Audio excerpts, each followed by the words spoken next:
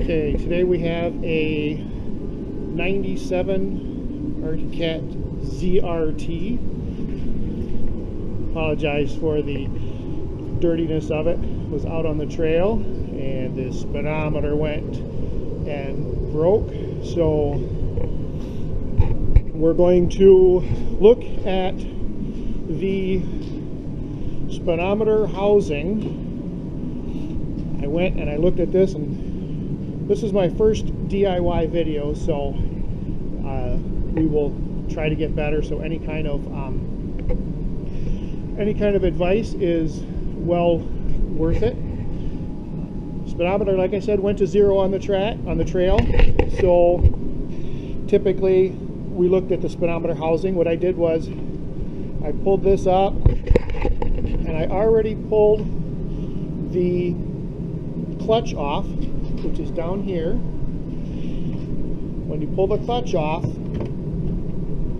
remember to keep these spacers in, and then there's the key on this side that you don't want to lose. Okay, the speedometer housing is right here, and it mounts to right here. You can see right here where my problem is. The bearing blew up right there. Okay, so we took this housing off, and we have that bearing down there that we have to replace. This is the bolt and the spacer from the clutch. We'll clean this all out in here. There's a whole bunch of bearing parts and stuff like that, and bearing stuff in there, but we will clean that out as we go. So again, you can see where this bearing is all broken off in there. If you look underneath here, see if I can get up in here, you can see this is the part that we have to actually take care of and get off. So the first thing we're going to do is we're going to loosen this track. This track is actually a little loose as it is. We're going to loosen the track more. How we're going to do that is we're going to loosen the screws here, or the bolt here, nut, sorry. You loosen the nut here on both sides, and we're going to take these adjusters, move them all the way in to push this whole side forward. And when we push that whole side forward, then this track will loosen. So let's go ahead and get that taken care of. Now we got the track nice and loose. Most people say you can get up in there and you can move that and replace that bearing without taking the track off. Track disassembly or track removal is so simple. You have one bolt here, one bolt here, and then on the other side here, it's the same thing. One here and one here. It's 4 extra bolts to remove this whole track. I'm going to remove this track and take this track out just because it'll be easier for me. You don't have to do that if you can get up underneath and go in there, but for me, I'm going to take that track out just to make it a lot easier for me to get at it and show exactly what's going on with it. So let me take that track out. Got your track out. You'll probably have to loosen these to get the track out, obviously. They come in down through here, so up through here. It's a good time to check all your bearings. Make sure your bearings are good with all of the bearing wheels. It's not a bad idea to get in here with the grease gun, grease those up here. Good time to give a once over for the track. Now, I'll say this again when I put the track back in, but you got to look at this thing when you put the track in. It can flip down very easily and be pushed into down position when that track goes back in. You got to make sure that this is up and to the back. This thing has to go up to the back, not down, because if it goes down, then it's going to hit your track when you're driving. That's not a good idea. So there it is. That's the track out.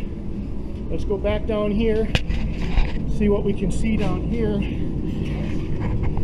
See, we can see that very easily now, so that's what we're going to end up taking out. So we'll take that out, probably take the track out at the same time, but we don't really need to. Well, we'll just come right out anyway. But the next thing we're going to do is take this off, the chain case cover. You got one, two, couple down here, all this. You take that chain case cover off so we can get to that. Now, there's a drain hole down here. Make sure on the bottom you have a drain pan to catch that oil, chain case oil, when it comes down. Now, my sled is tipped a little forward, so there's going to be some residue in there that I'll mop up, but that's what we'll do here. Is the next is I'll take all of these bolts off and remove that chain case. Okay, now that I took those bolts off, like I said, 1, 2, 3, 4, 5 bolts, 6 bolts. This cover pops right off. You can see a little off with my drain pan, but it's draining down there. So we'll take that off and we'll clean that up a little bit, and then we'll look at this and see what we need to do to take that stuff off right there, okay?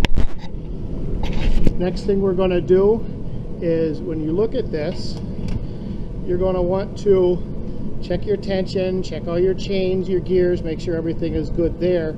But we're going to remove the tensioners and the chain. In order to do that, there's a cotter key here, or cotter pin here, cotter pin here. We're going to take those cotter pins off to take this spring off. Once we take this spring off, then we're going to take this bolt here off, or this nut here off, and this nut here off.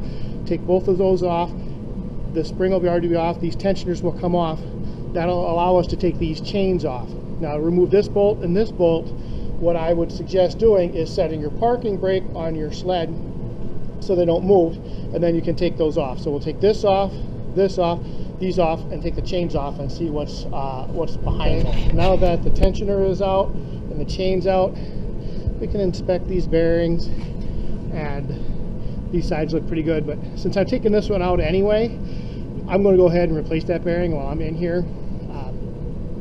One other thing I noticed, if you're like me, this is the very first time I've ever done this repair on a snowmobile. Obviously, I don't think it's that hard, but what I did was I took the pieces out and made sure that everything is where it is, because this side is on the right side, obviously this side's on the left side, because the left side here, I noticed, had washer on the inside. This one has washer on the outside. You have to make sure that you have the correct side so that everything is correct when you put that back in. So I always put everything on the one side, make sure everything is correct. I put my nuts and washer back on there so I don't lose them. So the next step is to take these 3 off. Boom, boom, boom. Should be able to take that triangle spacer off, and if I take this triangle piece off, this should be able to push in, and I should be able to get that drive shaft completely out of the snowmobile and take a look at it. Being as the other side's already broke, we don't have to worry about taking that part off. So we'll take those 3 off and see if we can get that drive shaft out. One thing I noticed in taking this bearing out, it's collar sleeved on the one side a little bit, so make sure that it goes back in the right way. Also, there is an O-ring inside here, and I didn't know about that, so I'm sure that O-ring was actually fitting around here. I'm sure it fits around in there. I'll look a little bit more with the flashlight when I get the whole thing out. But there was an O-ring in there with that. Make sure you have all of those pieces when that shaft comes out. Now you can see how this moves around.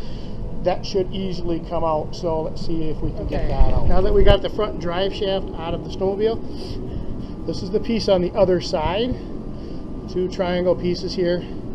You can see that there's bearing balls all over the place. This is pretty much junk. You can see how it really ovaled out that. So I'm actually got to obviously replace the triangle pieces and that bearing. So we'll do that. This looks pretty self-explanatory, pretty straightforward. Here's the old bearing here. I'll have to see if we can get this piece out of here. There's actually a piece in here of the drive gear. There, look at that. Don't forget to try to take that out. I got lucky. We pull that out. We don't have to worry about trying to drill that out or trying to pull that out. But here, this here is the new bearing. It's collared right here. So we have to take, there it is right there. You can see the Allen. You can see how this is all bent actually a little bit. You can see the Allen key right here. We're going to loosen that up, and this whole thing will actually come right off, hopefully, without having to press it off or anything like that. So let's see how lucky I get. So I'll loosen that up. I'll probably take that all the way out, and then I'll pull that off and see if we can get that off. See what it looks like. Now you can see that we have our drive shaft back in. I put get the camera there. I got the new bearing and sleeve. It's loose, so I wouldn't worry about. I just put those bolts in just to hold it up there. From what I understand, I'm going to tighten this side last anyway. The locking counter's on there. Everything is there. I just put them up there to hold that side in, and then we'll come over to the other side and we'll put the other side back together again. If you're like me, that bearing was frozen on there. I had to grind it off to get ready for a new one. That's what I just put those bolts on temporary, those nuts on temporary, just to hold it in place. Then we'll come over here. Handy dandy little heater. -5 degrees outside, so every little bit helps. So that's where we're at right there, and I'll put that back on and we'll see what we can do. Okay, now that that bearing is all in there nice and snug, we'll go around and do the other side. Put that in there like that. Speedo housing. Remember to clean all of the stuff out of here before you put this in, because you have some old bearing stuff in there, and then we'll put that in. Well, the one thing I probably would have forgot is Speedo key. Make sure you put the key in there. Make sure, remember, pull the old one out of there.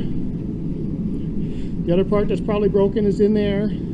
So put that key in, and then put that speedometer housing back on.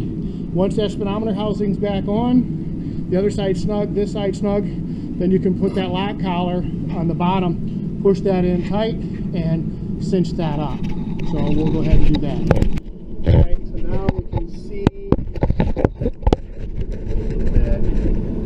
see that the collar is pushed in, flush against the bearing. I tightened that up. That's all taken care of. And here, that's all in and taken care of. Don't forget to grease that ZRT. You got to pump some grease in there. Keeps the water out. So what I'll do next is we'll pump grease in there. Since everything is up to snuff on this side, I'll pump some grease in there. When I put this back on here, put a little bit of grease on there because you don't want that to freeze on there. Put everything on back together here. Put the chain case back together on the other side. Fill it up with chain case lube, not gear oil. This takes chain case lube.